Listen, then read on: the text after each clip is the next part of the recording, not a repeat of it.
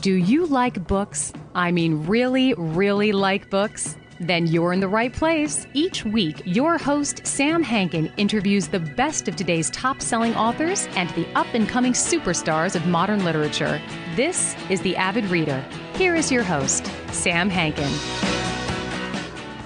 Hi, everyone. Thanks, as always, for joining us here on The Avid Reader.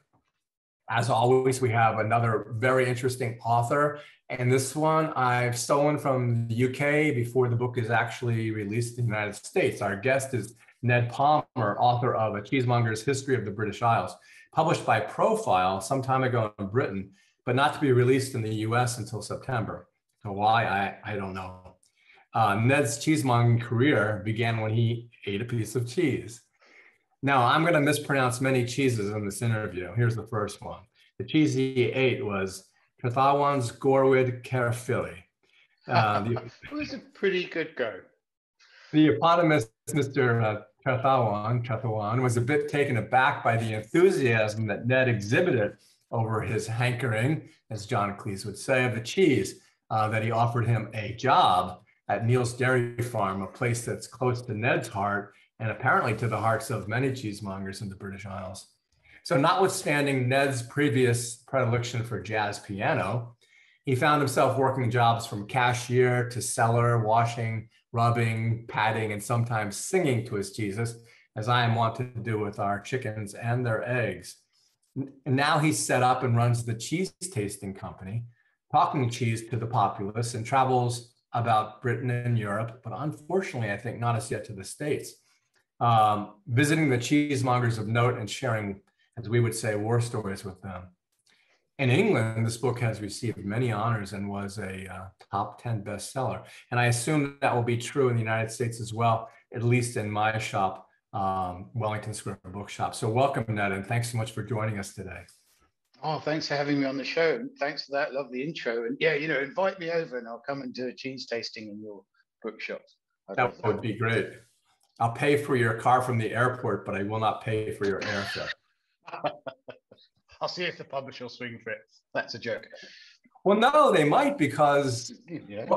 well, here you go. When I first chose your book, it was impossible to get. So I bought it on Amazon UK, which I think is illegal for booksellers in the US. And I put it on the shelf in my shop, which I think is also illegal. But and then I thought, maybe I made a mistake. Maybe this is a boring book with a boring author. But, and it is a big but, when I saw the words Monty Python on literally the first line, I knew I made a good choice. So even though I know you're sick of it, let's talk a little bit about the 43 varieties of cheese that John Cleese asks for to the less than cunning, but idiotic cheesemonger, Mr. Wensleydale.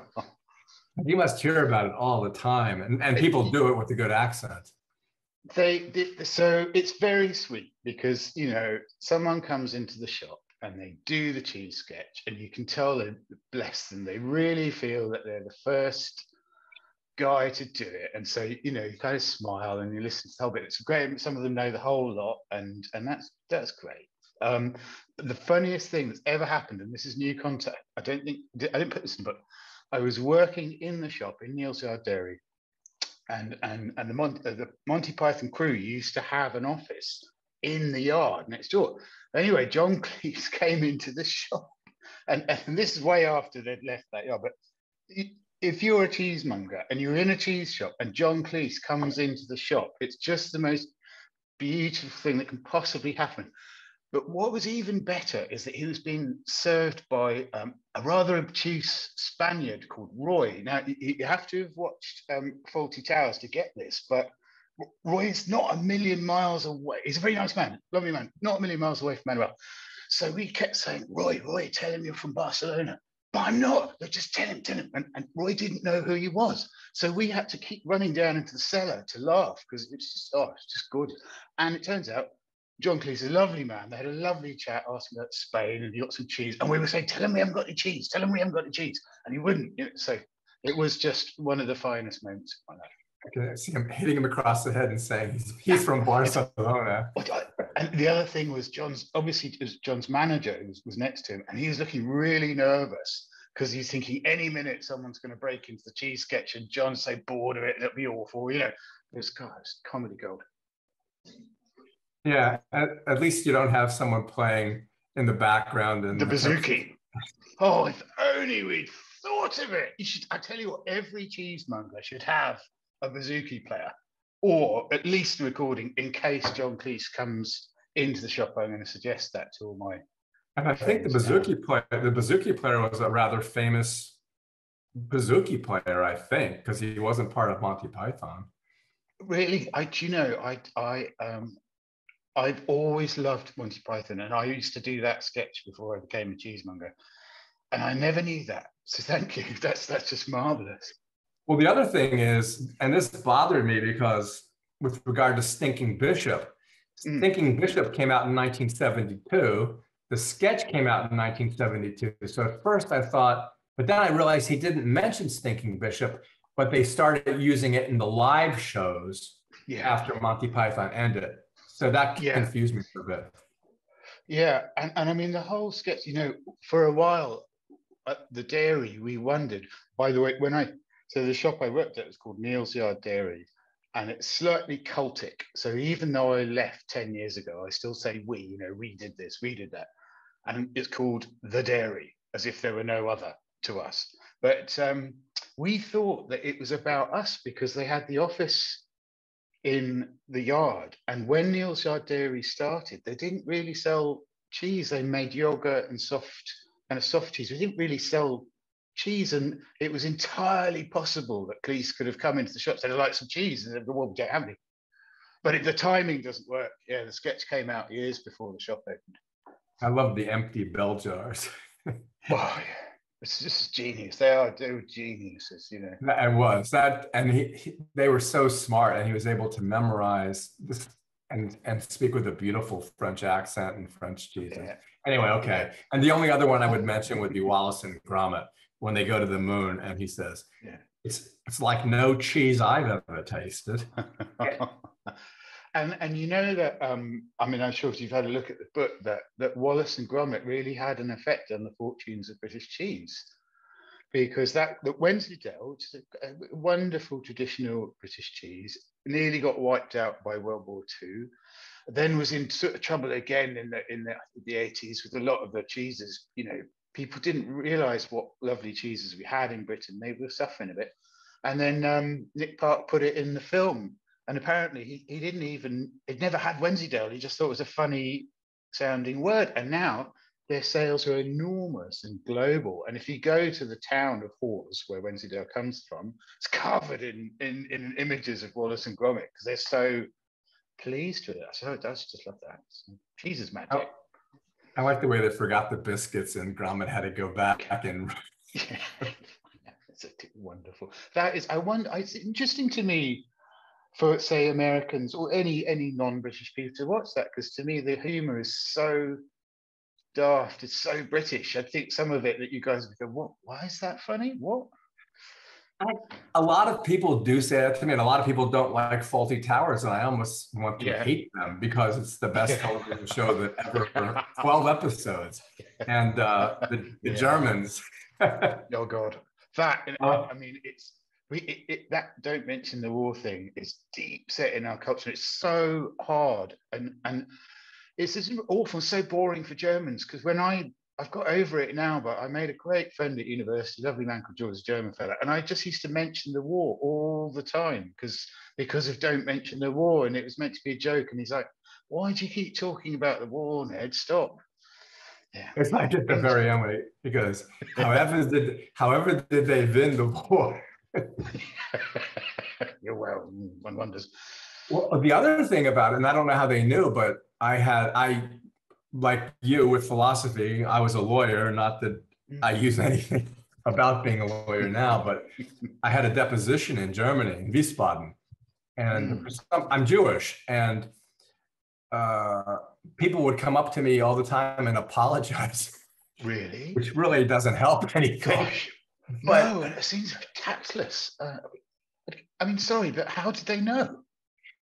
I don't know. You know, because I don't know. My last name is Hankin, which is not a Jewish name, and I think I look more Mediterranean than the stereotypical, you know. We should talk about your book. Otherwise, oh yeah, no, but this is fun. I mean, you got to carry on, you know. I struggle when I started. So we should talk about my book. We'll in a second. But when I started selling cheese at Neal's Yard Dairy, I'd get so excited, and I love telling stories. And that guy Todd Trithowan, who makes Got a Whiff Carefully, he makes longbows. You know, like they shot the French with at Cressy in Agincourt. And he was an archaeologist, and I'd be selling some of his cheese. And I was saying, this guy makes longbows, you know, amazing. And I'd go off on that. And eventually, my lovely friend and man said, Ned, it's really lovely when you tell us stories, but can you sell some more cheese for us? Yeah. Anyway, ask me about my book. Go on, let's talk about my book. I do the same thing. It's like, okay, well, here's a question, and you have to answer it. You can't say, gosh, there's so many of them. What is your favorite cheese? Okay, can I have two answers?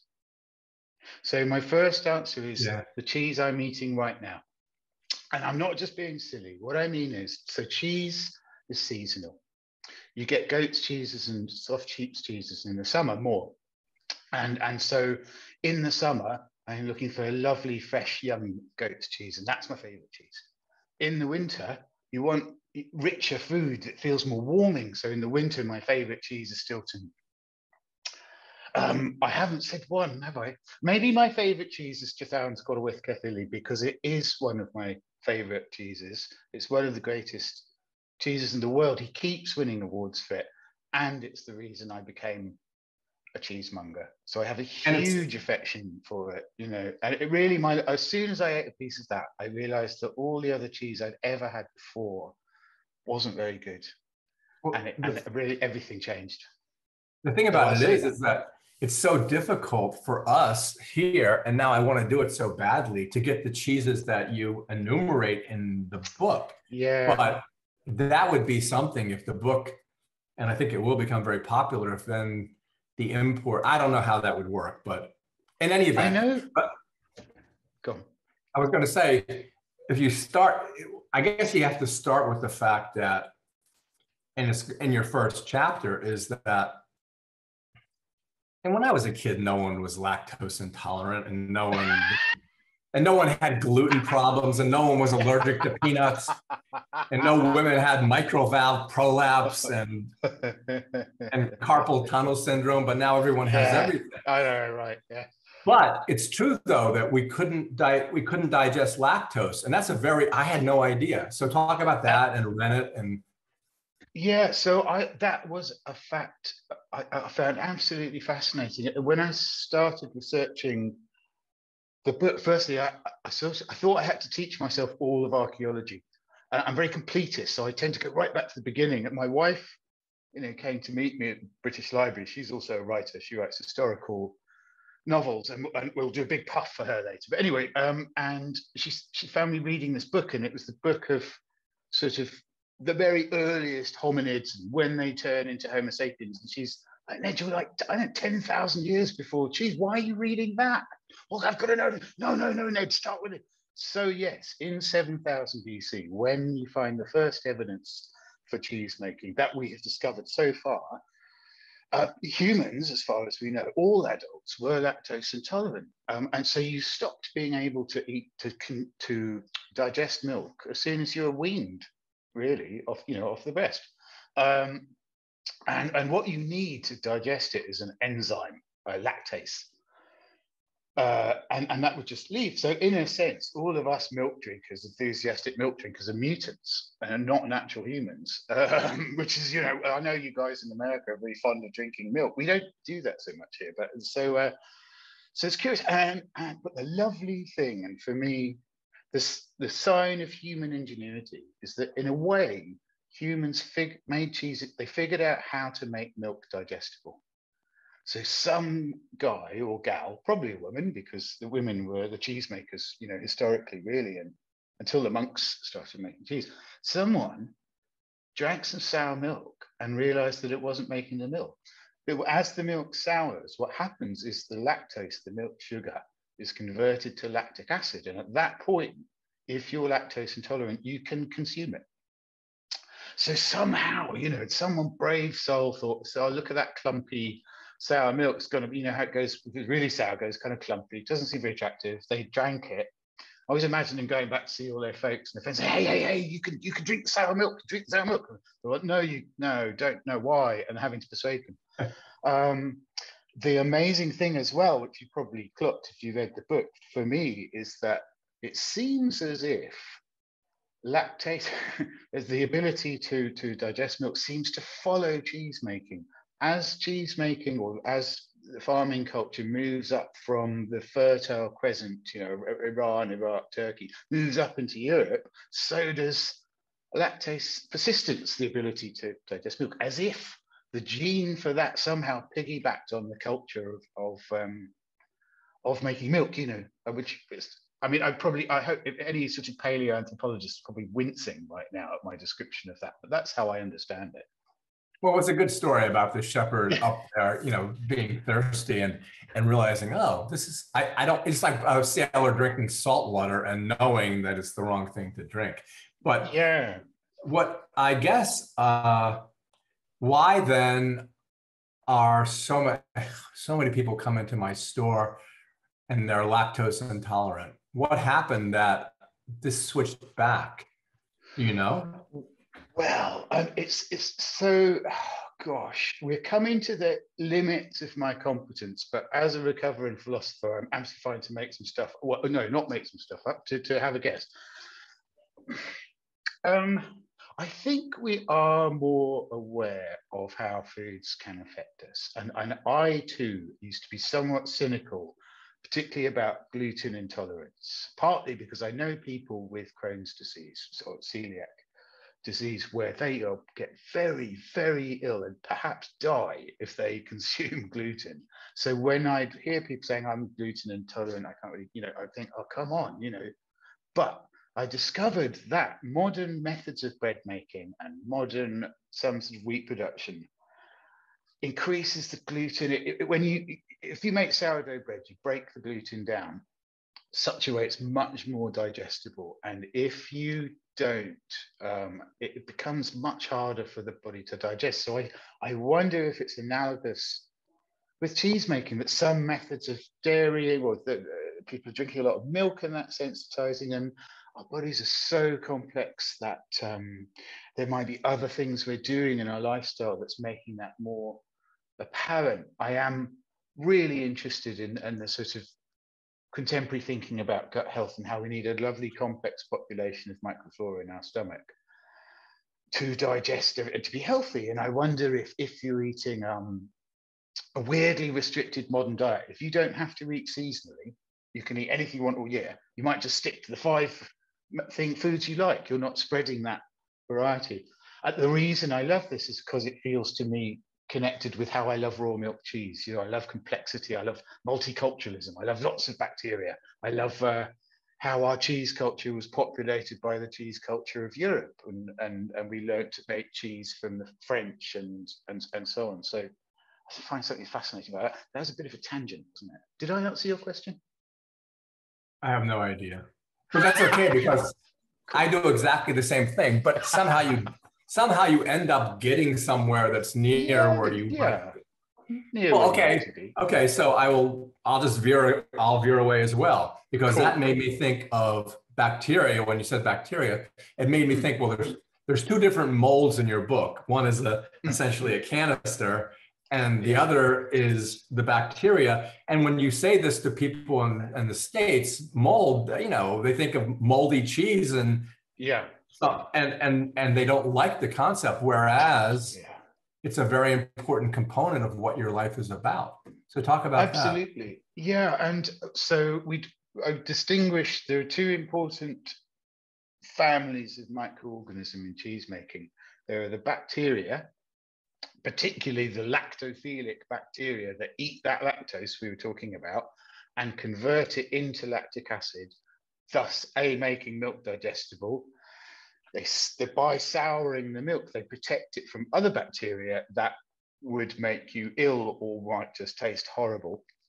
And they separate the moisture from the solid. Cheese making is all about getting rid of moisture. You get rid of the whey and you're left with the curds.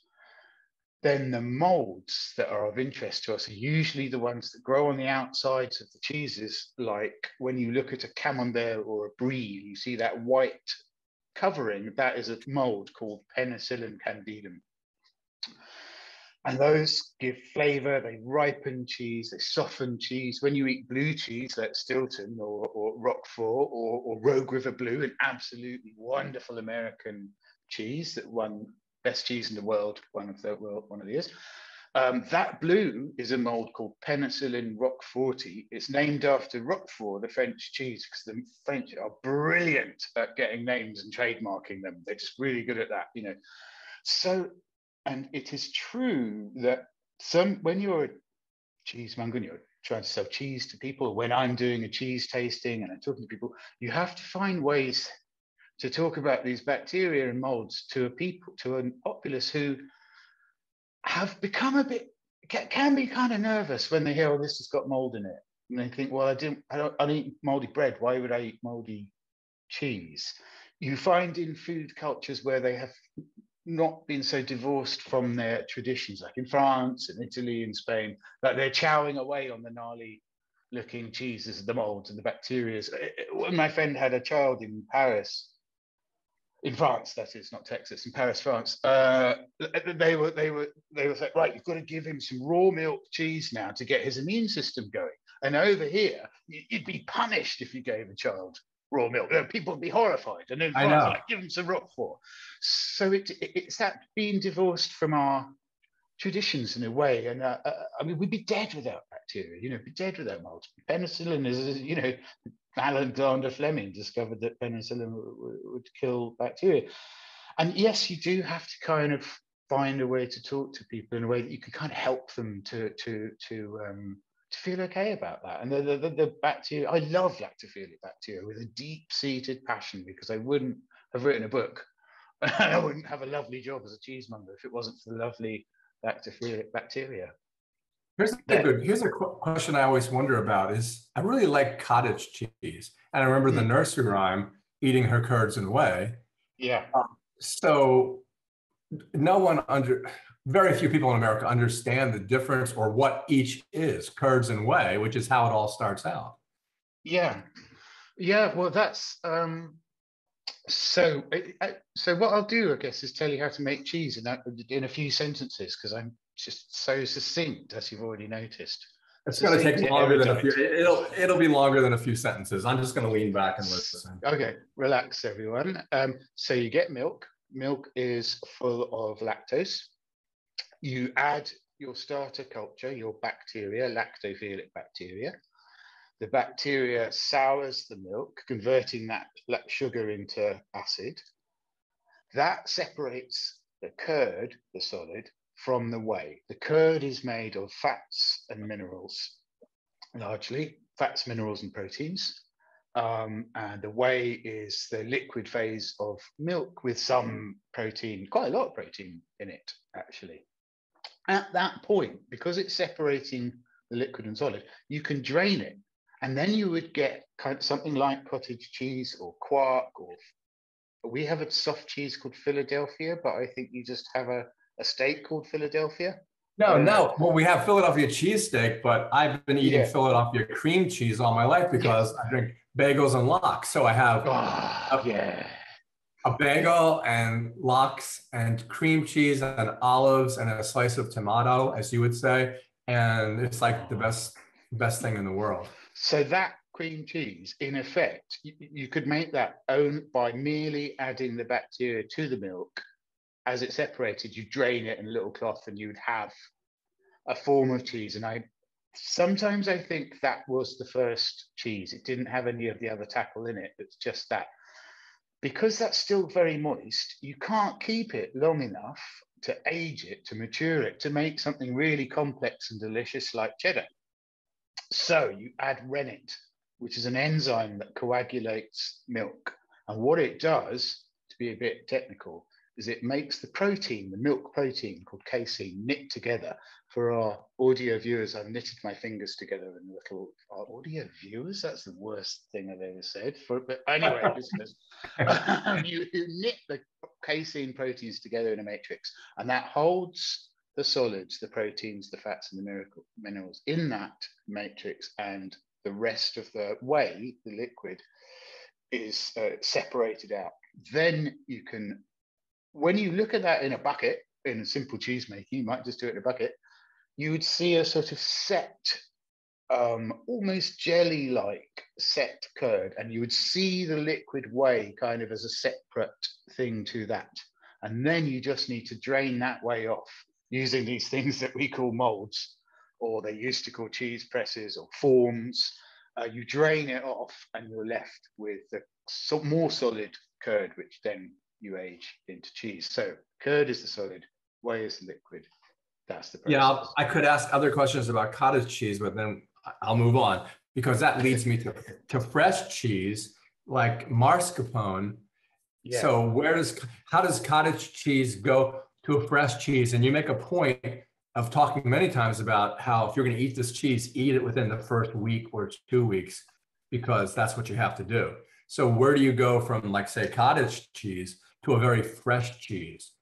Well, so I'm going to make a terrible admission here.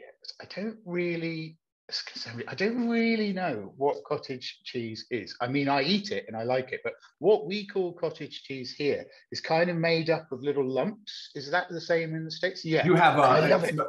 You have Breakstone's small curd and large curd cottage cheese, in this red container. And I've been eating it all my life, and I love it, especially with pepper.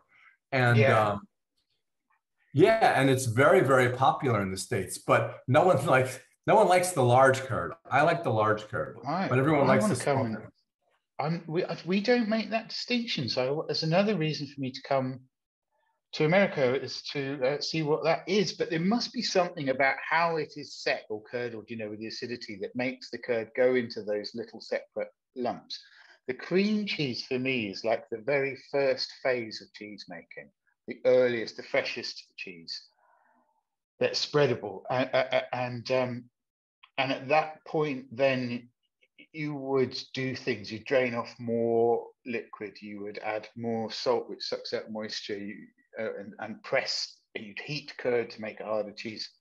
But that, in a way, what that Philadelphia cream cheese we're talking about is the cheese, the beginning of cheese. And then various stages in the making until you end up with very sophisticated technical cheeses like cheddar. And that's why that kind of cheese is the first cheese in my book. So this cheese slatelet that not only will you not get in America, but you'll never get anywhere, because Mary Holbrook, who made it, is no longer with us. And often when people leave us, so do their cheeses. You should write things down. Shouldn't we teach people how to make it per se? But to me, it is the first. I always imagined slatelet was the cheese that our Neolithic foremothers made in Neolithic Britain when they were building Stonehenge, because it's very simple, technically simple to make, and fresh, and you would eat it fast in that condition. And I also see it as the sort of the beginning of the cheese making process, and then you keep on doing more and more technical things to that curd to make different sorts of cheese.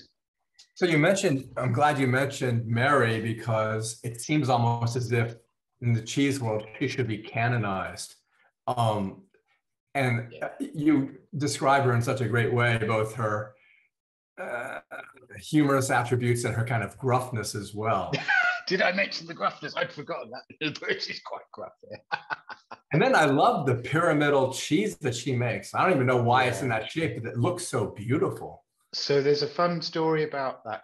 Her cheese is called Timsborough because her farm was near a village called Timsbury. So it's a sort of similar, the name comes from the name of her village. It's inspired by a French cheese called Valençay, which comes from the center of France, the Loire Valley, which is a major center for making goat's cheese. And this speaks to this fact that in Britain, we almost lost all of our traditional artisanal style cheese making by the 70s, which is why I quote the Monty Python sketch, because the fact is that we didn't have any cheese. We really were running out of cheese. And so people just started making nice cheese. And I love this about humans. I think we want interesting stuff. And if the food's boring, people go and make it. But they had to go to places that had the traditions to refine them. So Mary learned to make cheese with French cheesemakers, or borrowed their methods and recipes. So hence Timsborough being that, I'm not saying a copy, inspired by that French cheese. If you look at the photo, the top of the pyramid is flat, as if it has been cut off. In France, they have a story that the reason for that is when the British kicked Napoleon and his French armies out of Egypt, Napoleon used to get upset when he saw pyramidical shaped cheeses with the pointy tops, because it reminded him of his defeat in Egypt. And so his minister Talleyrand demanded that the French cheesemakers lop the tops off their pyramids to make it flat, which is a lovely story. But to make that shape of cheese, you need to pour the curd into a pyramidical shaped mold, and it would be really difficult to balance a really pointy shaped mold on your table. So much easier to have a flat top mold. Nothing to do with Napoleon, sheer practicality. One of the things I found about the book was that plenty of the stories that I may have told in the past as gospel true stories about the history of cheese, I could not find any basis for them. So one of our cheese stories as cheesemongers was that Cheshire cheese is mentioned in the Doomsday Book, which is the book. So this chap William came over from France and took our land from us, and gave it to the Norman lords who still rule us in the name of people like George Osborne. That's a French name. And we're cross about that. I consider myself to be a Pict, a sort of ancient Britain, so I'm still cross about that. But so he wanted a list of all the stuff that he'd got so he could tax people. So he got his people to go around all of Britain writing everything down in the Doomsday Book, which is an incredible resource for historians. It lists number of ploughs, how much farming we've got. And we always used to say, yeah, Cheshire's the oldest British cheese because it's in the Doomsday Book. And then I got my wife to read the entry on Cheshire because it was too boring. So I got her to read it and made her a cake, made her dinner. And she read it and she couldn't find it anywhere. No, I read it too. I really did. We both read it very carefully. Not a single mention of Cheshire in the Doomsday Book. The as far as I can see it. You mentioned in reading the Doomsday Book, and you mentioned stuff, in your sense of humor. Yeah. You said something about you'd rather do something else than read it. I've tried reading it. It's almost impossible to read it. It's like reading Finnegan's Wake. Yeah, God, yeah, no, I haven't managed to read that either. I only got a few pages through Ulysses, and that's not as hard. I'd like everyone to know that I'm a very diligent researcher, and I read lots of books for this thing. And I certainly did not read the Doomsday Book in its original Norman Latin, not at all. And even so, it is not a thrilling read. It's just lists of ploughs and areas of land. And this was a problem that came up a fair bit for me when I was doing the research, particularly with monastic cheese making. What I really wanted to find was recipes, instructions, something that I could then extrapolate from what kind of cheese they were making. And one of the things I found, you find this lovely 19th century book. They're always written by some colonel who's just retired from India and has come back to London, and he's got a terrible enthusiasm about monastic treaties. And then you get to the book and it's all in Latin because he knows that everyone reads Latin, and it's in monastic and medieval Latin. And you go, oh God. And you try and look for words like caseus or forma, which would be the mold, but that's just hopeless. So it was a bit tough doing some of the research. And then the other things, people don't care enough about cheese, you might be surprised to know. Historians, in terms of farming, seem much more interested in the arable farming, which is big business, and wool farming, because the wool business in Britain made this country an incredibly economically powerful country in the Middle Ages, and they don't really bother talking about the cheese very much. And I had to dig quite hard to find the evidence. But I found one of the most beautiful moments for me was a really lovely book, a little pamphlet by a man called R.A.L. Smith. And it's about monastic farming and dairying. It's in English. A beautiful, interesting list of the equipment and the amount of cheese and the weights of cheese. I was really able to get quite a clear picture of the kinds of cheese they are making. And the thing is, he wrote it in 1942. I think it was 42 or 43. So the war is raging around him. And at that point, you know, if you were in England, you would be pretty certain you were going to be invaded by the Nazis, and that, you know, it was a terrible conflagration. And he decides to write a book about monastic dairying, and I felt my heart went out to him across the decades. You know, a guy like me sitting there in the British Library with bombs, and you know, and it just, obviously I wasn't being bombed, but I felt an affinity with this guy.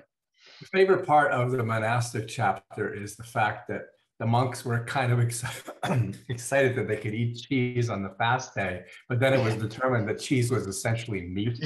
Yeah.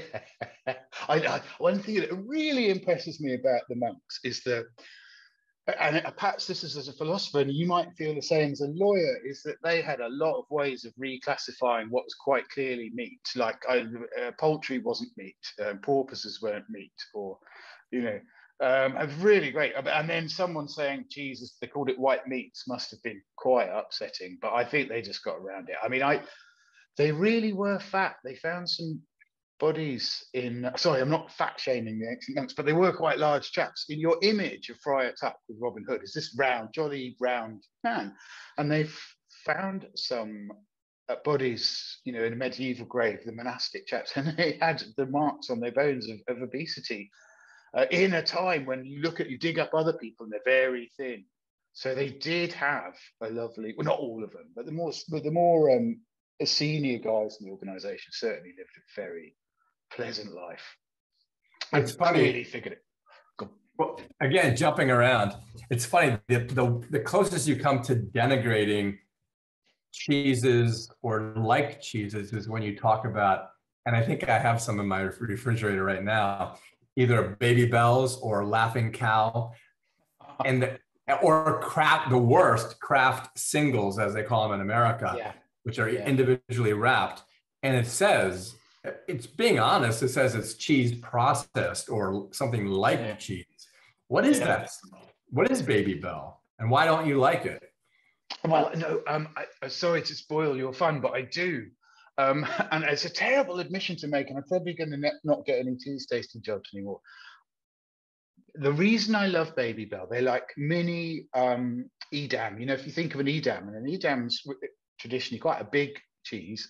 I'm again gesturing, so I'm gesturing about 1.5 feet and about 1/2 foot high. And these ones are like little ones like that, and I would have them in my lunchbox at school, and they're great fun because you open it up.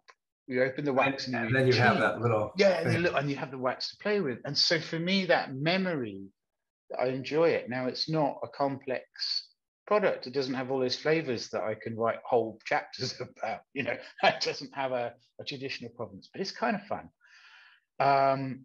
But those cheeses, like you talked about, the craft singles, again, is not really my field because I'm not so interested in that stuff. But I know that you get, as far as I understand, you get cheese that's already been made.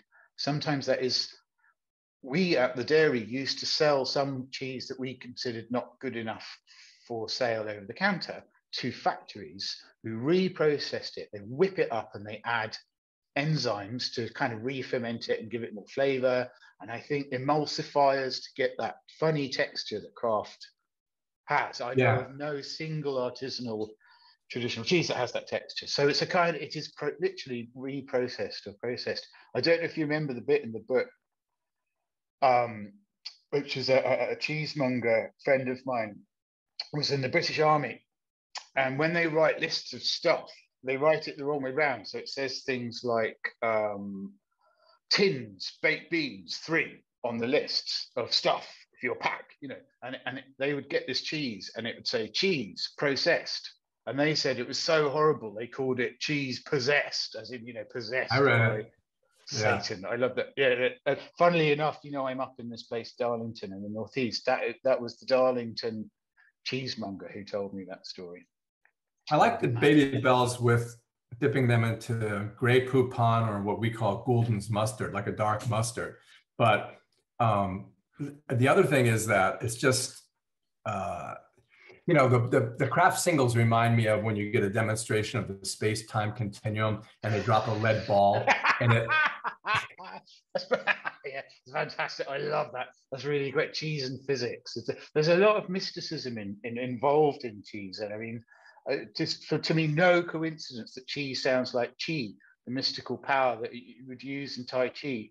And I actually also am a keen practitioner of a Chinese martial art like Tai Chi called Sheng Yi. And the reason I am is because one of the guys on the board of Neal's Yard Dairy, a man called Bob Coleman, is a very respected teacher of that martial art. And it was a sort of rite of passage that if Bob let you in, that you went to Bob's class. And I went to Bob's class for about 20 years and studied this Chinese martial art. Randolph, the owner of the Neal's Yard Dairy, one of the people who saved British cheese, grew up in Hong Kong, spoke fluent Cantonese, and was himself a very accomplished practitioner of Tai Chi. So another thing that showed that you had arrived at the dairies was when Randolph, once he knew that I was practicing this martial art, he snuck up behind me and kind of belly barged me with his incredible, powerful chi. He's got a lot of chi, Randolph, bang, and he belly barged me. I flew across the room. I was actually talking to a customer and trying to sell them a whole Stilton at the time. And that was part of the whole deal. And much was made of the similarity between chi and cheese. It's like the 1-inch punch. The 1-inch punch. So Bob, he said, yeah, Bruce Lee's rubbish. I've got a no-inch punch. Watch this. And he'd put his fist against your body and pop, and you fly across the room. So I love that you know that. We had a no-inch punch in my martial art. I know. Well, someone did it to me and I couldn't believe what they had done, but I was, well, okay. So anyway, going off again, because since you go off, I feel like I'm entitled, right? Well, totally. Okay. Yeah. So you do wine pairings. And the interesting thing about the wine pairings is you tend toward white wines. Yes. Why? Well, I suppose one thing that I could say is, to be honest, I'm fundamentally quite a perverse chap. And if everyone says this thing, I want to do the other thing. So that's one reason. Red wine is not as versatile a partner with cheese as white wine. And this seems to surprise a lot of people, and I'd say more people in the Anglo-Saxon culture, so say you guys and us. You go to France and they just have the correct cheese with the wine. Of course, red wine often has a lot of tannin in it, and the tannin seems to react with the fats in cheese to give bitterness in some cheeses. If you have a very creamy cheese like Camembert and you have a very tannic red wine, quite bitter and a funny texture in the mouth. The very big, bold reds, the Australian Shiraz, the Malbecs, that sort of thing, very strong, and they kind of wipe out the flavour of your more delicate cheeses. White wines, particularly when they're not too acidic and they have some sweetness in them, Alsace Pinot Blanc, Riesling, but not too sweet. That sweetness is a lovely complement to the acidity and the savoury flavour of the cheese. So one of the lovely things about my job is that I have to drink a lot of wine and eat a lot of cheese to pair the wines and cheeses for a tasting.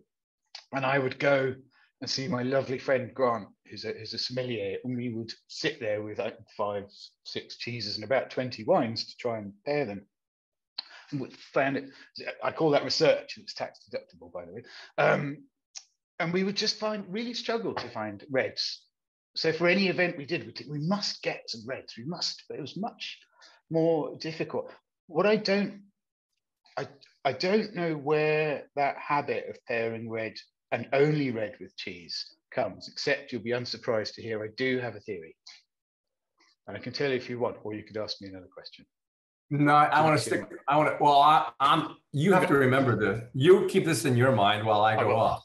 I had an Amarone once with a cheese, and I couldn't even taste the cheese. Yeah. Now exactly. Now there's the problem.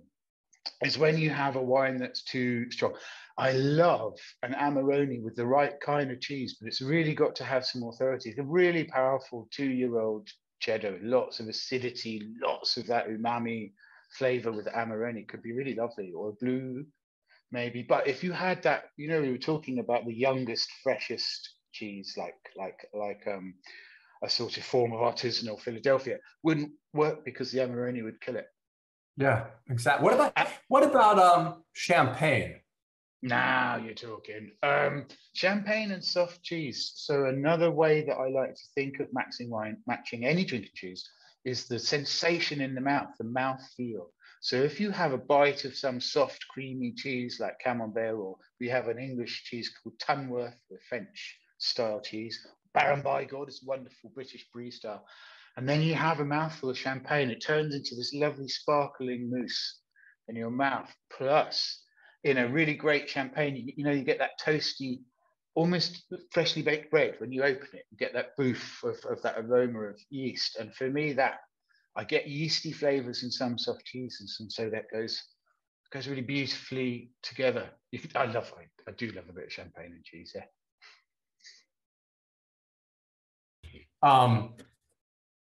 So there's this concept in America goes along with the lactose intolerance thing, is that dairy is essentially bad for you.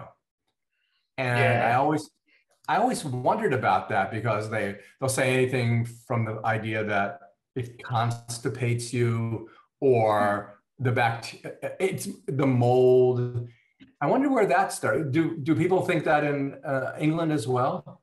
Yeah, people do. I mean, one of my issues with this sort of idea that one product is bad for you, if I cut out gluten, I'll be healthy, is nothing is ever one thing. I mean, has anyone lived through life? When is anything ever one single thing? When is there one cause? When is there one effect of something? Everything is complex, and especially our bodies and our whole system. So for me to say, oh, this one single product is unhealthy, and if you eat it, it would make you ill, it just instinctively feels unlikely. I think there is an issue in that lactose intolerant people, if they drink milk, will get very ill. It's not going to harm them, but it's very unpleasant effects. It's uncomfortable. It's an extremely unpleasant thing to have happen to you.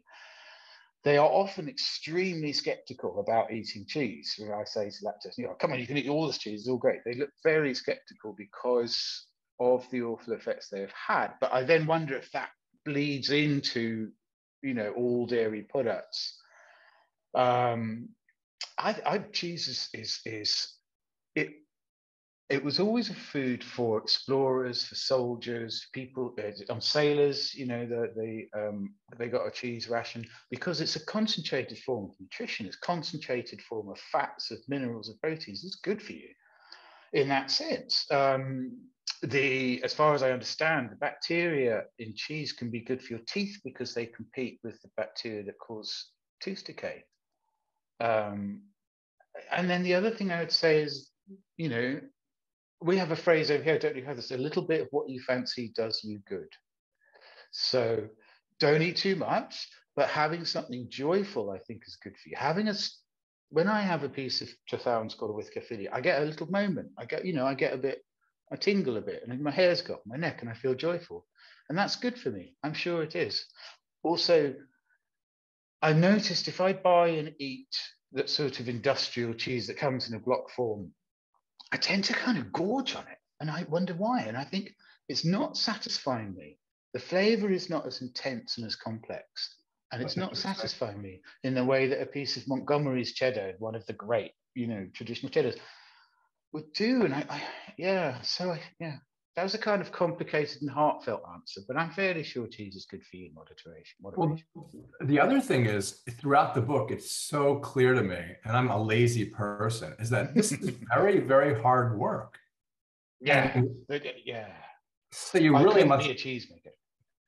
Yeah, well, I was just going to say, you have to love it so much, especially if you're trying to reproduce cheeses from 1,000 years ago, like your couple who you met that basically are attempting to do that.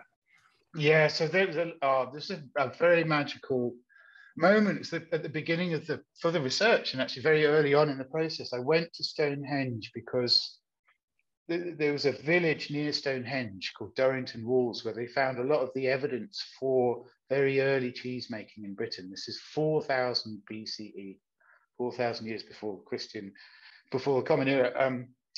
And there was this couple reenacting being Neolithic farmers, and they're making cheese in a little earthenware pot, and it was just such a magic moment for this to happen. A lovely couple. We had a lovely chat, and it was cold, and so it didn't really come. The curd, if you say the curd comes, it means it sets, and the curd wouldn't come, and that's something that women cheesemakers would have struggled with for thousands of years. But making Mary's cheese, which is small, each cheese doesn't weigh a lot, was exhausting work. Picking up buckets of milk to pour into things, picking up racks of cheeses, bending over cheeses to turn them, and I'd just be exhausted by the end of a day with Mary. And she was, 70s, just like a spry, one of her little goats, bounding around. Cheddars weigh 24 kilos, 48 of your American pounds. When they're old and have less moisture, when you make them and they're in a great big metal mold, like a huge saucepan, they must weigh double that. And you have to pick this thing up, flip the mold and give it a shake to get that young cheese to slide out. And they have to do that over and over again.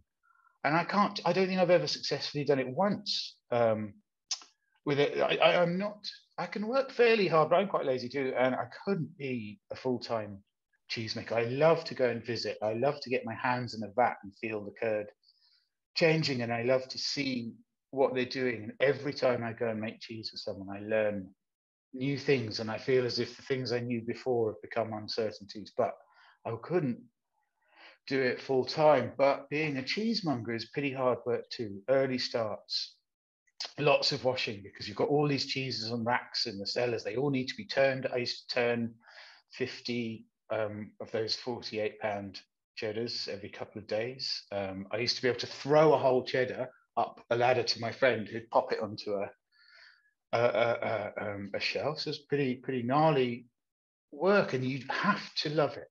You have to really want to do it. If you wanted to earn money, be saving your presents, you could be a lawyer instead. There'd be less heavy lifting and fewer early starts. The way that we used to, well, on my first day at Neal's Yard Dairy, I walked in, and this is my interview. I haven't got the job yet. I'm being interviewed. The first thing is soon to be new friend Kathy, my boss, said, "Let's try some cheese, Ned." And we tasted about 10 cheeses all in one go, And I thought, this is where she sees if I can say something interesting, if I can talk about what I'm tasting. And because she knows I know nothing. No one, when they're a kid, thinks I'm going to become a cheesemonger. You never hire staff who are like, "Yes, I've been practicing my cheesemongering since I was 6. Doesn't happen.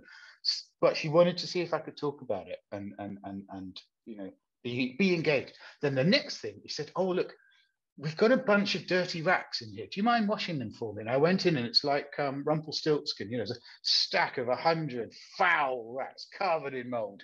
And I thought, this is the deal where I show them that I can do a seemingly menial job, with good grace, and do it well. I just knew that was what they were after. And I thought, I want to work here. If that's your criterion for having me, that you need to see that I can have that almost humility, to do this seemingly menial job, then I want to work here. And we always did it. When I got to the point where I was hiring people, I'd say to Bill Oglethorpe, the head affineur, I'd say, "Hey, Bill, save all those racks for a week. I want a nice big stack of racks. We've got a new guy." I like that sort of thing. It almost seems Buddhist in a way, because you could have had all these different careers, and yet you, I don't mean gave up, but you chose to do this. And now it's almost as if you're a missionary to a certain extent, because otherwise I'm not going, "Here's your book. You should probably hold it up too." But otherwise, Oh yeah. So I got so the wait a original minute. hardback. Hmm? Oh, okay. And then I guess the American cover will be completely different as well, Yeah. or will it?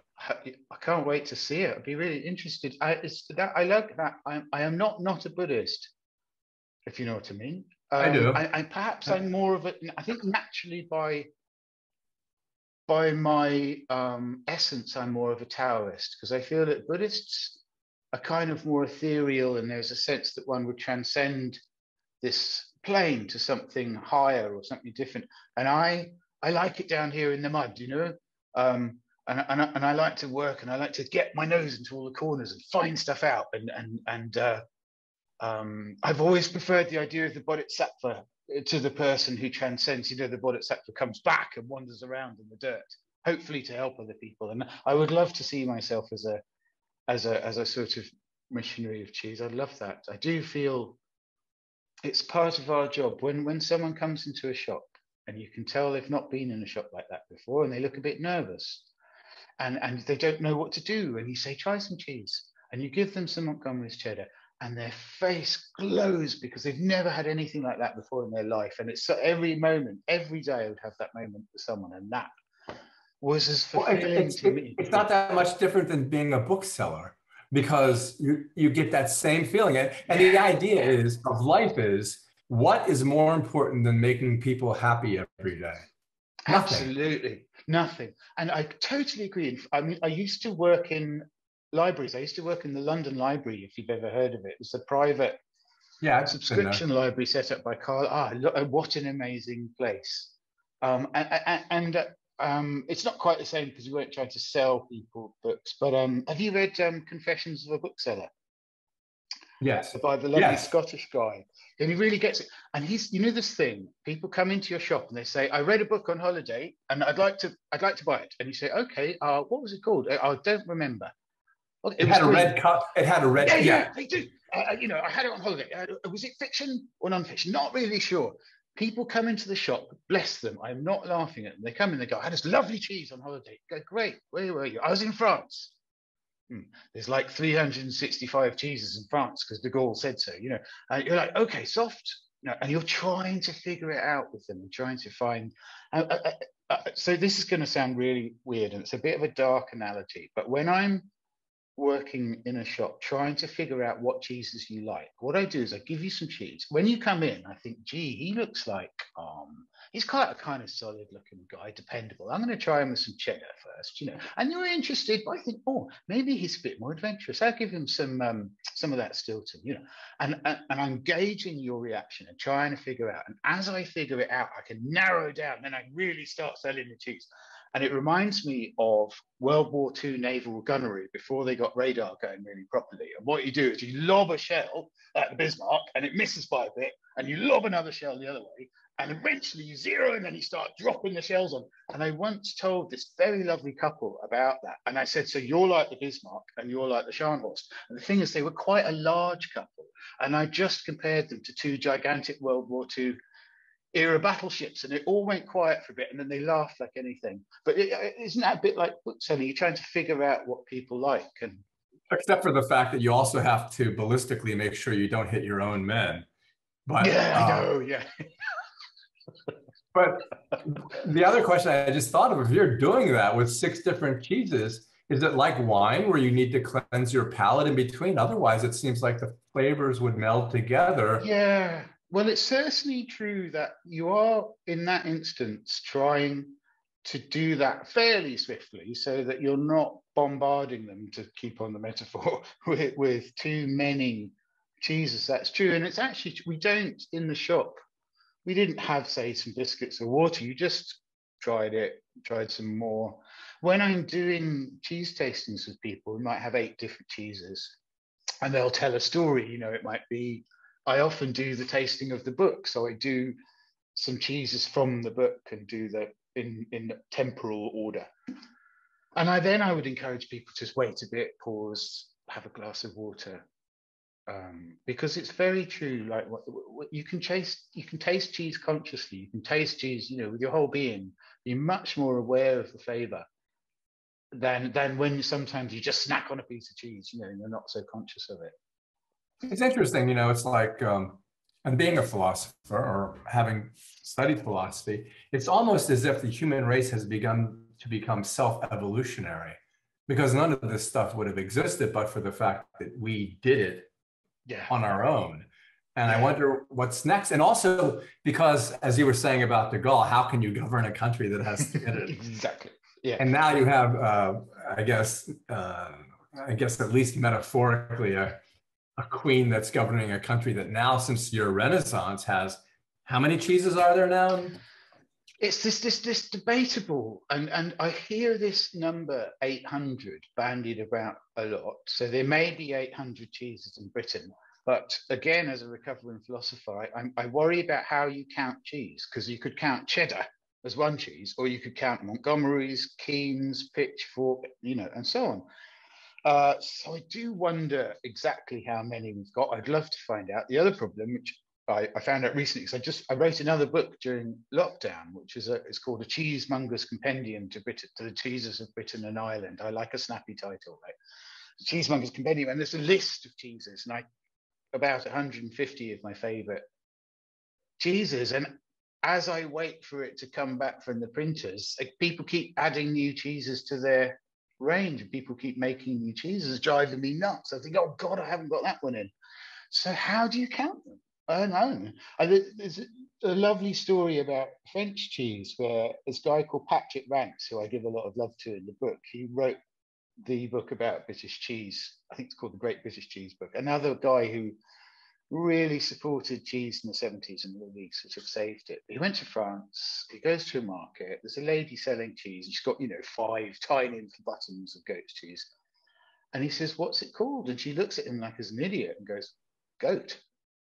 And she doesn't even know what he means about naming it. What do you mean? It's just the cheese, And then he said, how can you count the cheeses of France if that's the attitude? So yeah, maybe 800.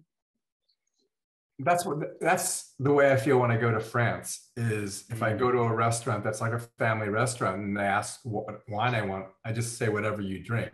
And it's just what they make and what they drink every day. And it always seems like this is the best wine I've ever had in my life. God, I always feel that. I love that feeling. I went to a restaurant in Portugal. My mother moved to Porto a while ago.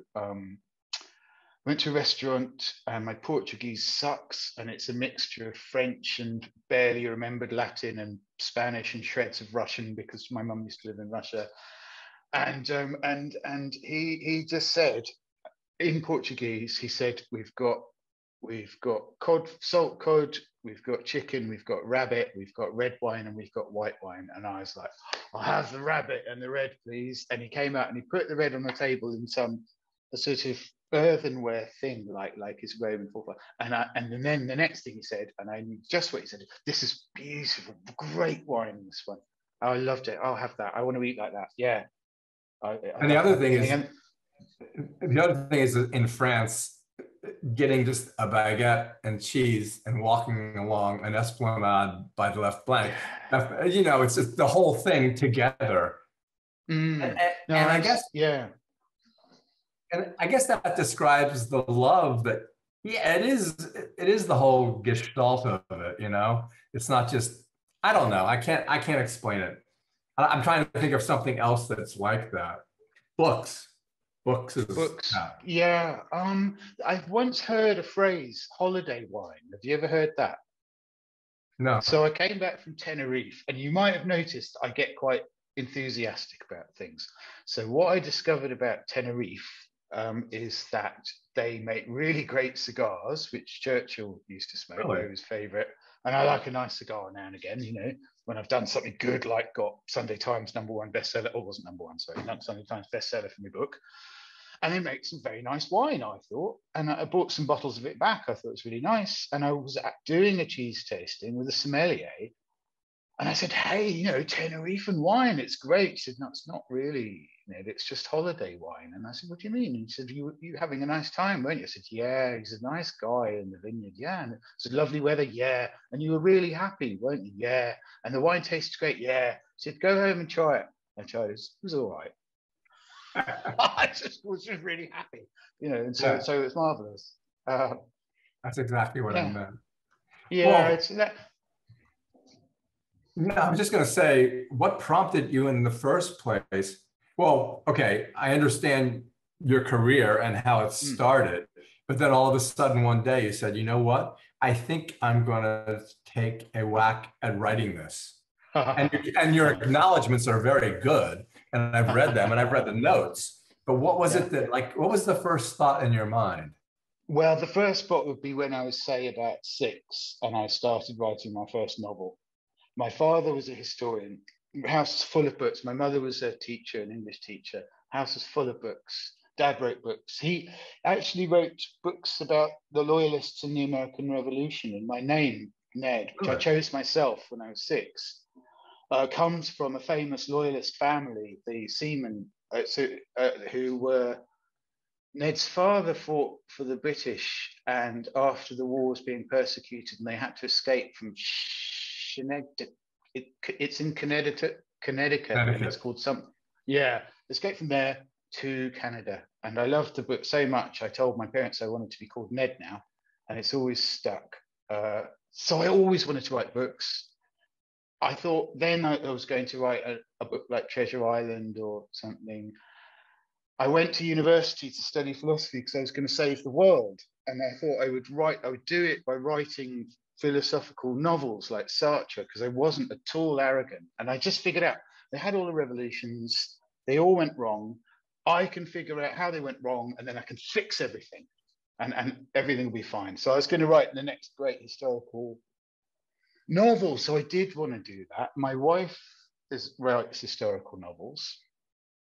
It was all around me, and I guess I started thinking, yeah, I want to write about the stuff that I love so much. And then I was just idly thinking of it, writing things on the back of cigarette packets, and usually things like cheese ? And how to, and and then I was doing a cheese tasting. And a guy came up to me afterwards and he said, you should write a book. And I said, well, I sort of am. And he said, great, I'm an agent. Let's go and have lunch. And Wow. that was how I met. Yeah. And that was how I met my agent, David Luxton. And I went to lunch with him. My wife she's a very cautious human being. Let's call it caution. She was like, well, we'll check him out. And you're like a puppy. So don't like him too much at first, because he might be moody. We went to Soho House, nice restaurant, and all the staff first named him. They were, oh, hi, David. And I thought, this guy's nice, if the staff first named him. And all that happened was we laughed and laughed. And he said, listen, if you want to write a picture book, it's not really my thing. And I was like, I didn't understand. I said, well, look, David, I don't really want to write a picture book, a coffee table book. So if you wanted to do that, that's cool, but it wouldn't be for me. And we realized that. And I think I'd like to say, we are great friends, and he's a wonderful agent. And he's the way he's shepherded me through the process. I'd ring him up and go, David, you've made a mistake. I'm a blithering idiot. I can't write. I'm suffering the torments of the damned here. What should I? And he'd say, Ned, you are the person to write this book, and you can ring me up whenever you want. And he felt like my corner man. The guy is going, you've got to keep your left up. It's a bit of a grim metaphor, but that's so. In a sense, the reason I wrote a book because David Luxton came up and said you should write a book. Isn't it funny how life is like that? It's like the movie Sliding Doors. You just happen to pass someone or you see a woman and you just. So much. And the whole thing about me becoming a cheesemonger, it's all to do with Todd Trethowan. And he was my friend. He married a school friend of mine. That's how I met him. And I met him while he was still an archaeologist in the 90s. The first thing we met, we were quite drunk, and he's a sheep farmer originally. And he said, fella, I'm going to cut your hair. And I'm like, well, I don't think so, Todd. Yes, no, I'm going to cut your hair. And he gave me a lovely haircut with the clippers. He's just like a sheep. But that was chance. Then he walked past Neil's Dairy when he was on holiday. He was about to do his PhD. And he walked past, saw this job, thought I'd do that for the summer. By the end of the job, he decided he was going to be a cheesemaker. So he rang up his university and said, I'm not coming because I'm going to make cheese. And he went to study with a guy called Chris Duckett, who's the last man left alive who knew how to make traditional Caerphilly. Sheer chance, And then I came back to London. I'd been in Australia trying to run a theatre. I thought I would make a living by running a small political avant-garde theatre company with my then partner, and that was not a good way to make money, I discovered. No. So I came back to London, and he said, "Come and sell cheese with me, see what you think." So I get a sense of fear. I think, what if I hadn't popped back to London? What if Todd hadn't walked past? I wouldn't have found the thing I love more than anything.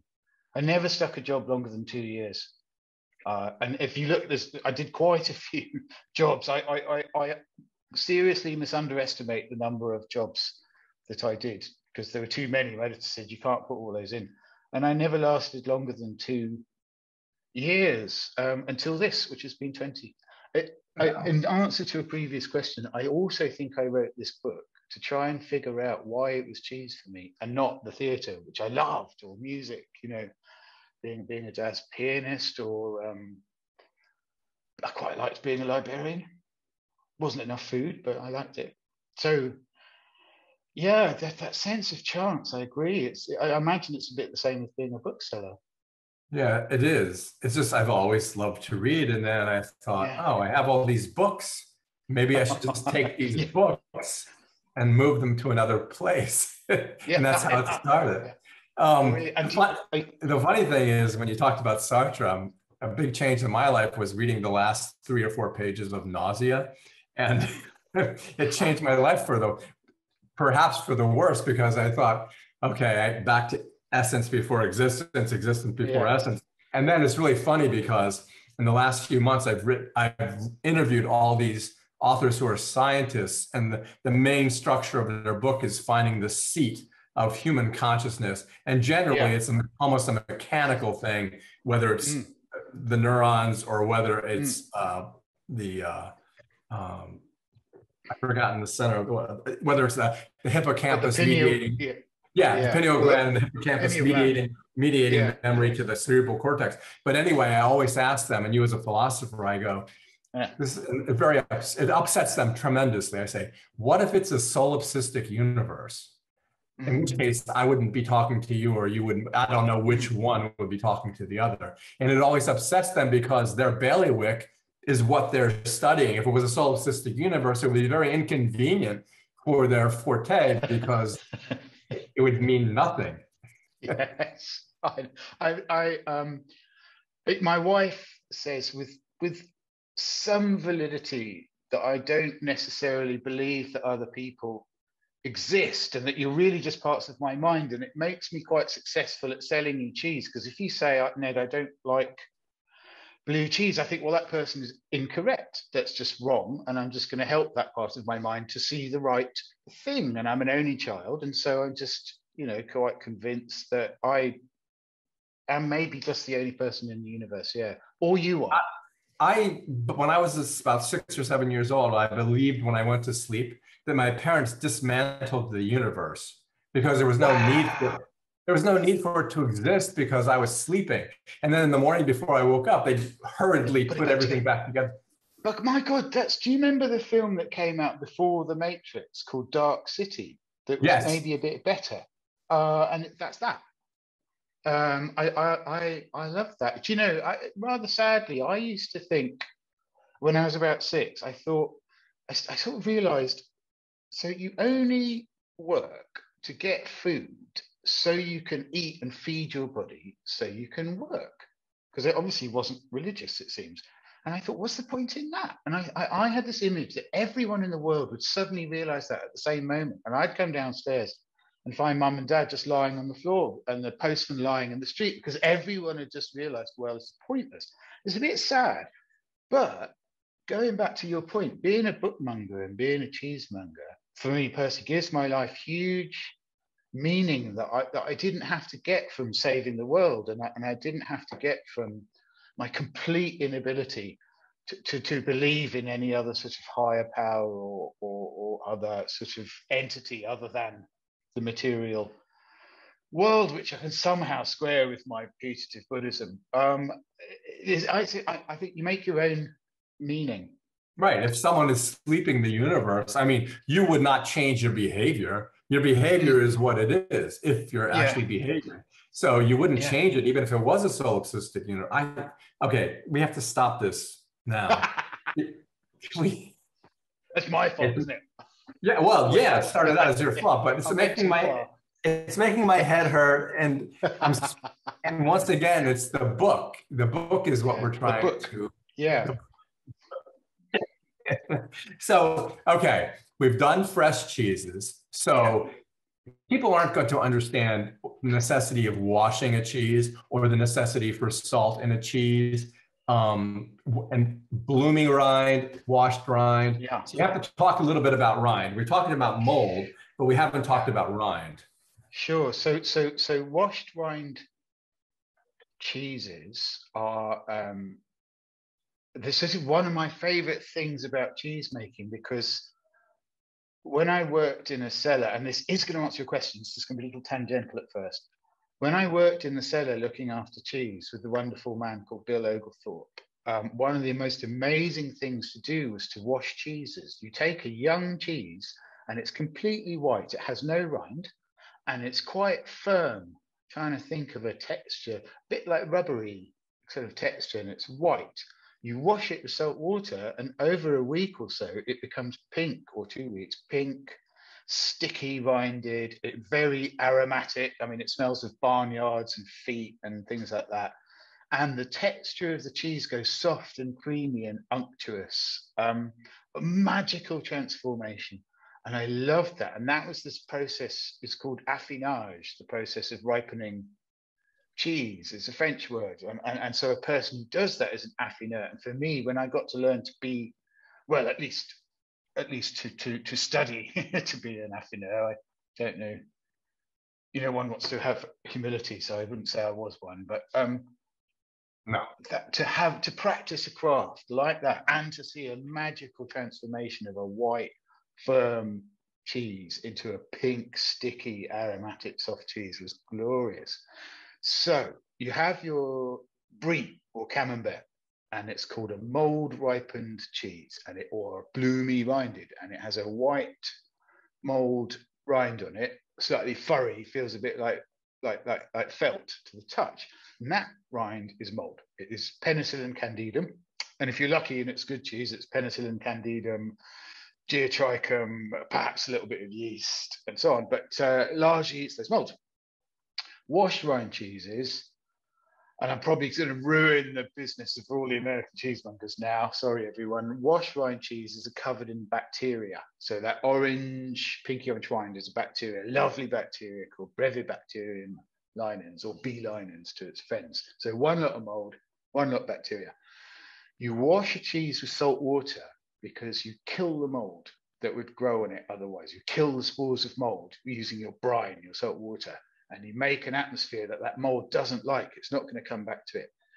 The B. linens loves the salt water and the moisture, and so it comes to live on your cheese and creates that beautiful orange pinky rind. And what you can do is you take your old cheeses from the batch, the previous were the ones that came 2 weeks ago, you wash them with your cloth, dipping it in your salt water and wash them. And that you're taking the bacteria off that older cheese, and then you wash your new ones with the same cloth and the same water, and you're transferring the bacteria over.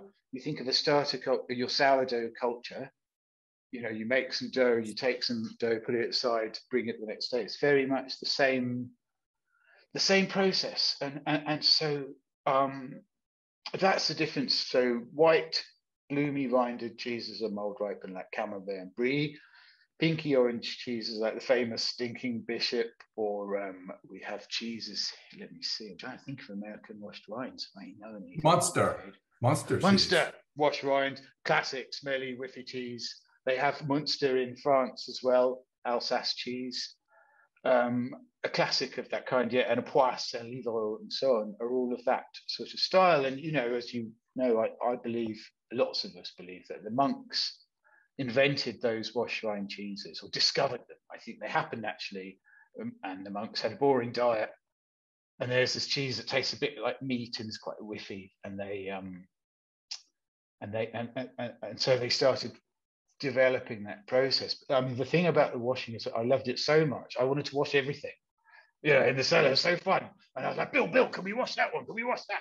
Let's wash the Spenwoods and see what happens. And he said, God, everyone, as soon as you teach them to wash bloody cheese, everyone wants to wash everything. It's because you just get excited. When you talk about the bloomy rind, this is the last time I'll do this. All I can think of is Mr. Wensleydale going, "It's a bit runny, sir, and maybe too runny for you." It's runaway. The cat ate it. Yeah, that's right. Yeah. Yeah. It's so, and you know, the cheese making is magic thing. People thought it was because they didn't do microbiology until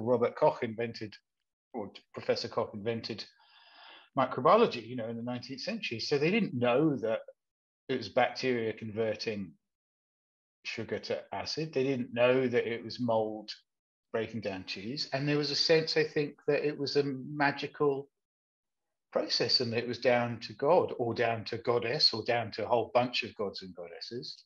If your cheese making went wrong, it's because you weren't right with God and you needed to fix yourself up with God again. What about two cheeses, which one I guess would be semi-soft, which is after a kind of washed grind. Say, I know it as Havarti. So what would be akin to Havarti in the British Isles? Well, the Havarti that I'm thinking of is Danish, and it's sort of as far like bit thin on the old knowledge of yeah, right. I think we might mean something different by it, because to me it's a slightly rubbery, you know, like Emmental with the holes. Havarti's got holes and is a kind of slightly rubbery texture. But if you're talking about the cheese that's in between the unctuous, creamy camembert that's running away and the cheddar that is hard, you have that category of semi-soft cheese, which I always struggle to define and end up defining by all the things it isn't. But the Caerphilly Todd's cheese is semi-soft, and so it has a texture that is crumbly but moist. What about Fontina then? What about Fontina then? Yeah, I'd say Fontina is semi-soft, and is also a wash rind. Has that pink sticky rind. Well then, I guess then what? Yeah, Havarti is slightly different in the United States. There's little tiny gaps, but there's no holes like in what we call Swiss cheese. Yeah. And it is. I love it. It's a good cheese to put on a sandwich. Yeah. And yeah, I think it's. But it's really interesting because then if you go to say, I'm trying to think of I'm not a connoisseur, so I'm trying to think of the ones I like Manchego. Yeah. What would be the corollary of that? Well, so that's a great example. So Manchego is hard sheep's milk cheese from Spain. In Britain, we have a cheese called Berkswell, which is very similar to Manchego, and it's a similar sort of shape. It's a bit like a flying saucer.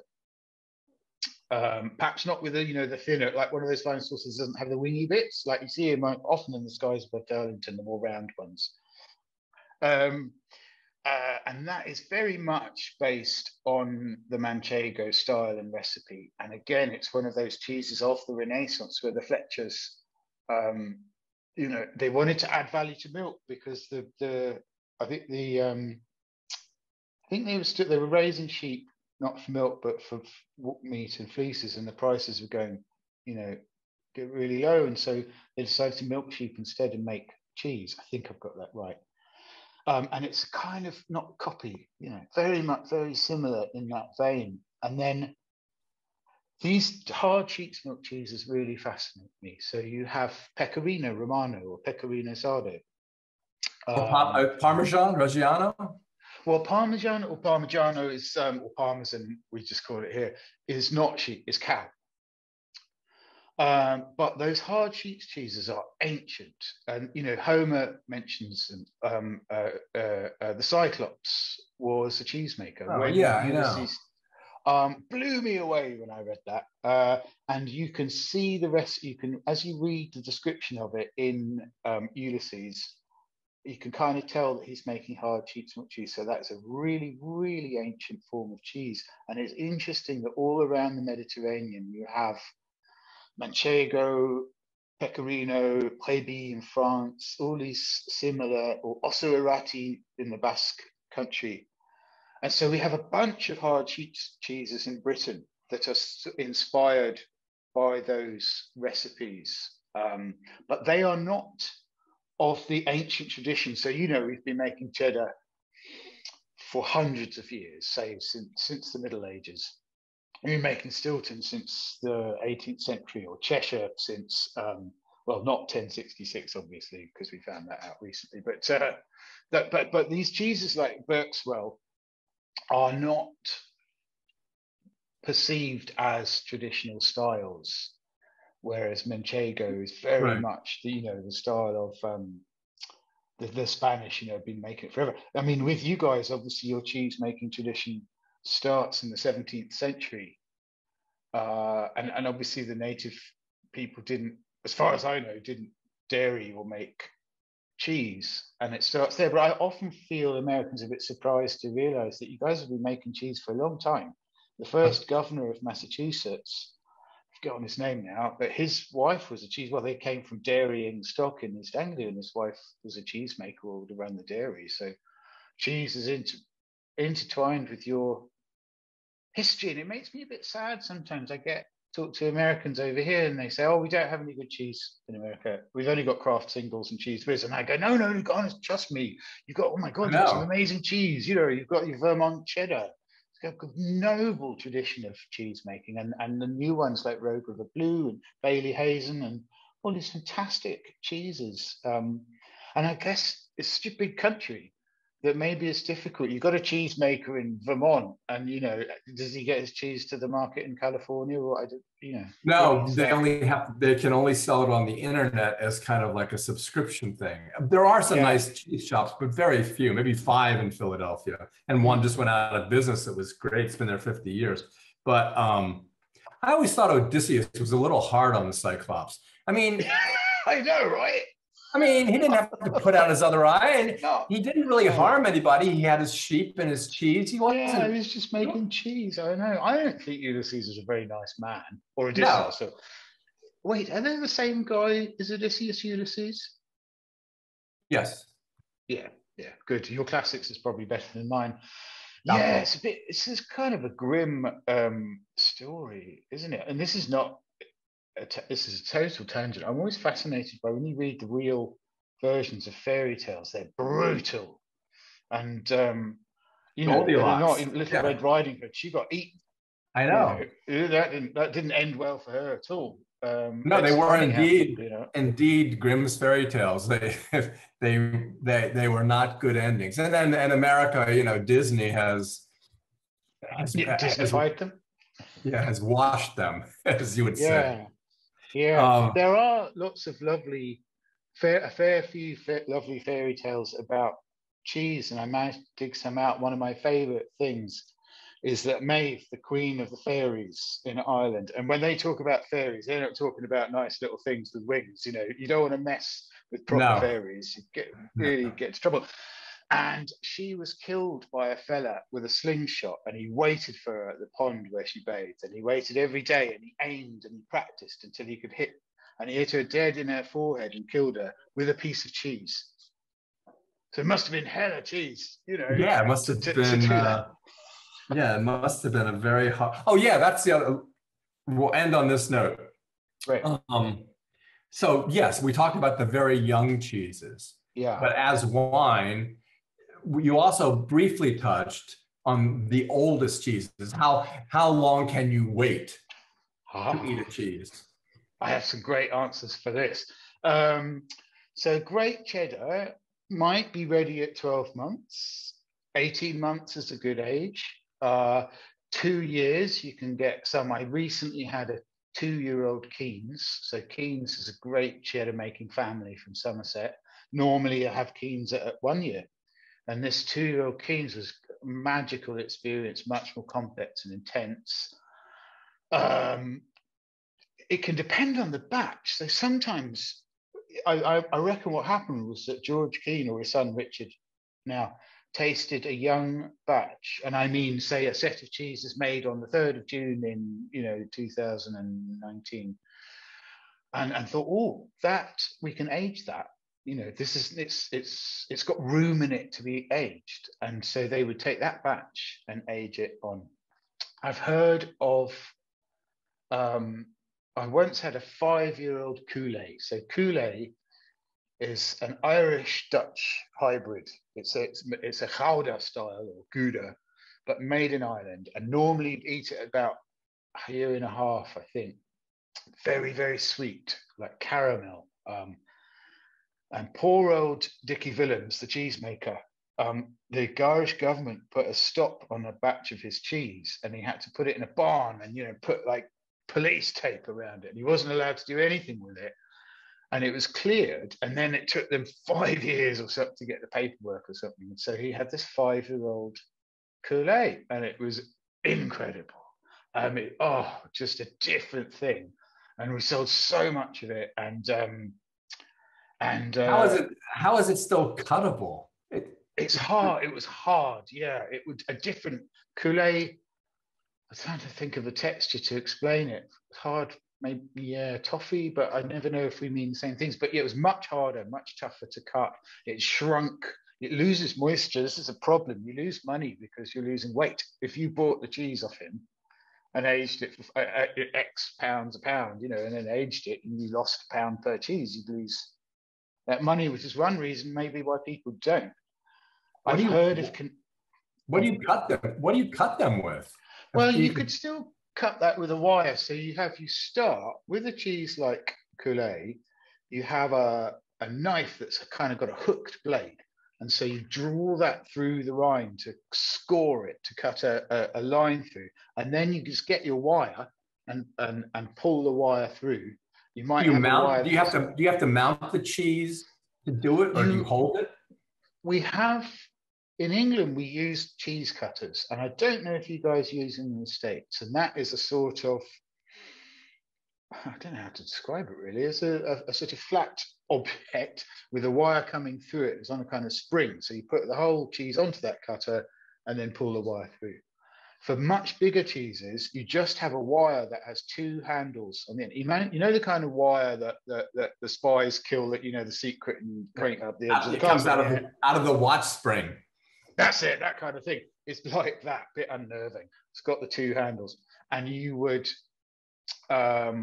score your cheese again all the way around, and then you'd trap one end of the wire under the cheese, bring it up over the top and pull the whole thing, so that if you've done your job well, it falls into 2 perfect exact halves and looks lovely. We used to love cutting it. I used to love cutting down a full cheddar. I'd take it out the front, cut it, in case there are any attractive women walking past who might be attracted by that sort of thing. And I discovered after years, no, it's not something that they find. You know what's funny about men and attractive women?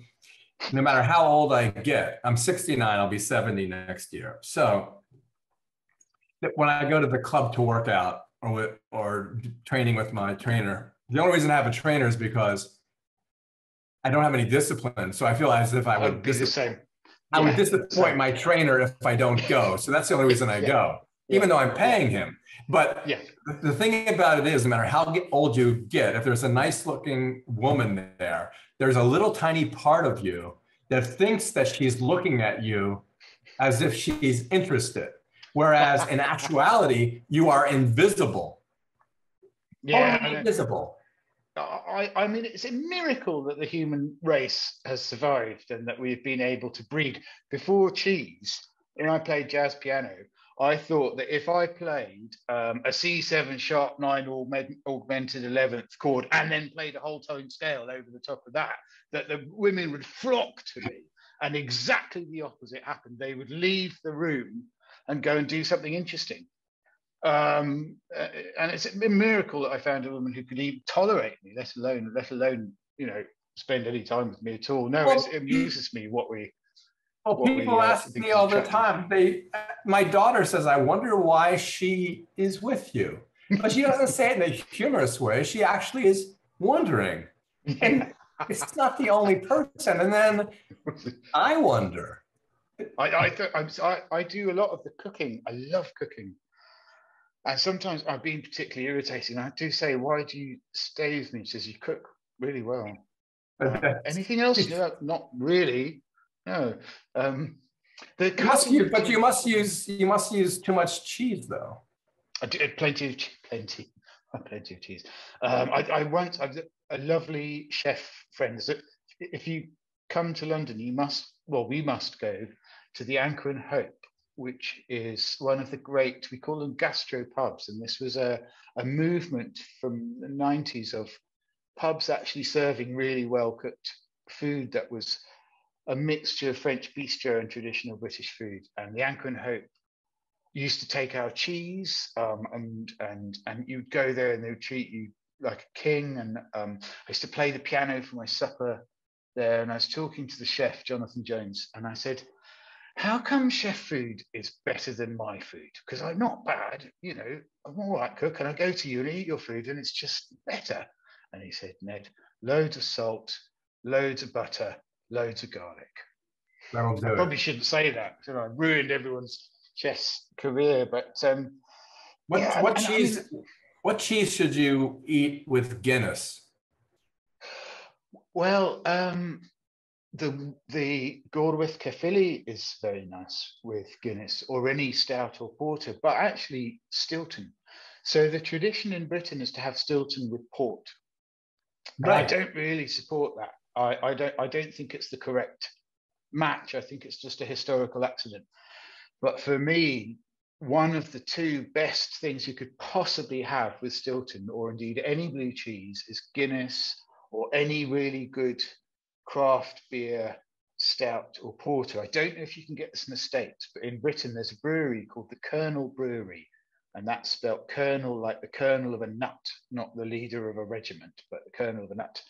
I'm writing this down. A fella called Evan O'Riordan, who trained me as a cheesemonger. And then he went to the States, discovered beer, because you guys used to make vastly better beer than us, before about 2005, whenever it was. But and he makes a beer called the Colonel Brewery's India Export Porter, 7.9% by volume. It's a heartening brew.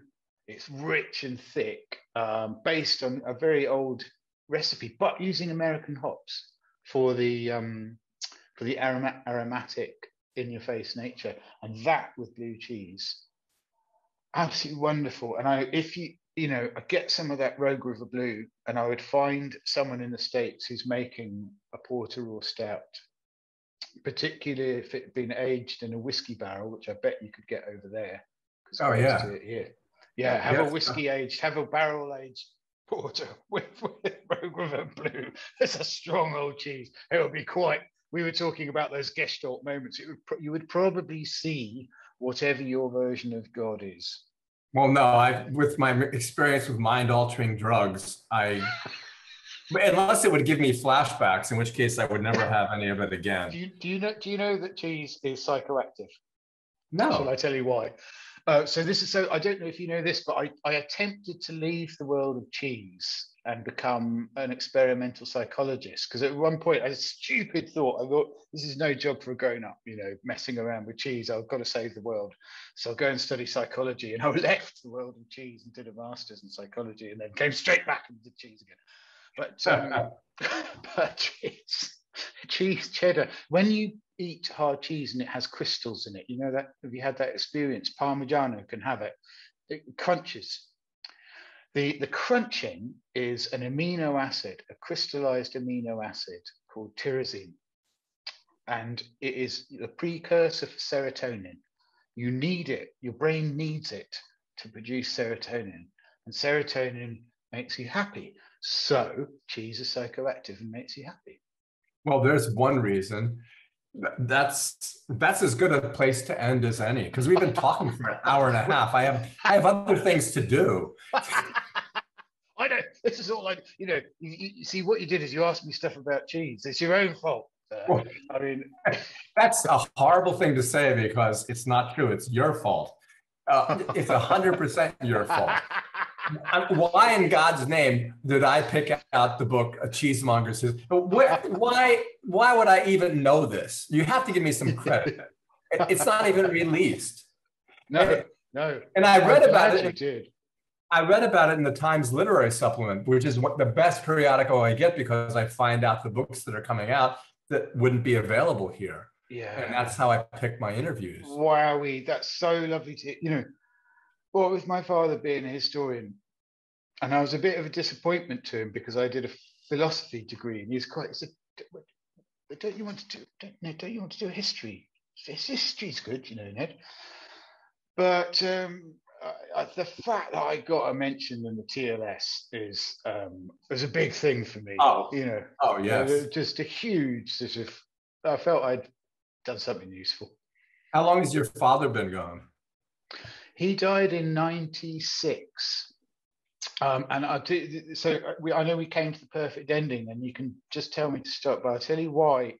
So he went to Russia, and he went to Russia because we were living in Harwich on the east coast of Britain, and one day a 17th century Russian trading schooner turned up in the port, and they had hit the Gunfleet Sand, this big sandbank outside Harwich, and nearly drowned, been towed in by a lifeboat. Dad was a very nice man, so he invited them all back, and we fed and clothed them, and then he helped them fix up the ship. And then he sailed to Russia with them in the ship. And he sailed in October with terrible weather, nearly drowned. Old fishermen would come up to me in the pub and say, "Your father's that man that sailed to Russia. I'll shake your hand, boy." And he came back, learnt Russian, moved to Russia, to St. Petersburg, to help them build the Standard, which was Peter the Great's flagship, the ship that won him the battle against the Swedes and made Russia. It is their national symbol. It is the sort of beginning of their greatness, of their power. And I think because he wanted to heal the wound of the Cold War, and he thought, if we build this ship, if we get young Americans, young Brits to come sailing in Russia with young Russians, we can fix that schism of the Cold War. And he just really believed that. So when he died, it could have been a lot sadder because he was doing something quite amazing. And his mates, there's a carving of him on the front, on the poop deck, on the front, not on the bowsprit, but it is a carving of him. And they built his coffin out of the wood they were using to build the ship. And he had a Russian Orthodox funeral. He was an atheist. We went to see the priest and we said, can we bury him in here? Can you have a funeral? We thought it'd be nice, for all his mates. And he said, was he Russian Orthodox? And we went, no. We told him about the story of Dad. And the priest said, was he Christian? And we went, oh, yeah. So I lied to a priest. I'm sorry, but I did. But he said he's done a lot for Russia. So we had an Orthodox funeral. And I guess I'm telling you that in a way because it may not surprise you that I became a cheesemonger. And I sometimes wonder what next. Maybe I don't know what else there is to be. Yes, I was a bit surprised at the outset, but now listening to you for all this time and interrupting you in order to get a word in edgewise, sorry. Now I pretty much understand a great deal about you and also your relationship with your wife. Oh. Yeah. Okay, I'll stop now. All right, well, I had loads of fun. And honestly, so I've just decided that not only will I pay for your car from the airport and you can stay at my house, but I would fly you over, but only if you could get a fare that would be available on, say, Ryanair. But I don't think you could get that. I'll pay up to if you bring cheese. I thought you were going to say that. Yeah, if you bring cheese, if it's legal, or just wrap it up so it can't. No, I want to smuggle it. I will smuggle a suitcase of cheese in. If you smuggle a suitcase of cheese in, I will pay you $400, give you a ride from the airport, and give you lodging. My friend, it's a deal. All right. I'll see you next year in Pittsburgh. I'm not kidding. If your father could go to Russia in a ship and almost drown, you can certainly do this. Yeah, man. I'll do that. Okay. It's a deal. All right. Thanks, Ned. Thank you so much for having me. That was great. It was a privilege. And I'll see you next year. Okay. See you then. Bye-bye. Bye-bye.